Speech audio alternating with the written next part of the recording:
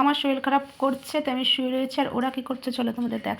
এ তো পড়ছে আর ওর তো কোনো পড়ার ছিঁড়ি নেই, এই যে আবার খাচ্ছে।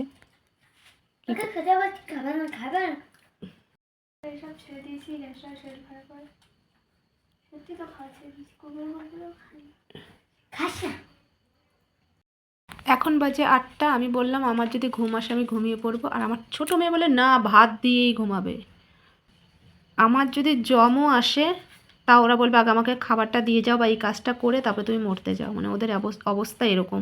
শরীর খারাপের কথা মুখ দিয়ে বেরোচ্ছে না। খাওয়া শেষ হয়েছে, এবার পড়া শুরু কর। আমি লিখতে পারছি না, সব ভুল হয়েছে। পরীক্ষায় পাবি তুই 0। তাই পাপাকে ফোন করে বলতো সকালের জন্য ছাতু নিয়ে আসতে। এই দেখো চেয়েছি ওর সঙ্গে, আমার শরীর এখন ভালো হয়ে গেছে।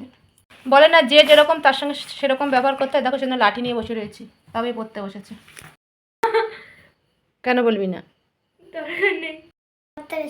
এত গরম লাগছে তোর যে ঘাম পড়ছে এরকম ভাবে? পড়তে পড়তে হাঁপিয়ে গেছে, আবার মানে পিঠে দরকার দরকার তোমার দরকার মনে হয়। এ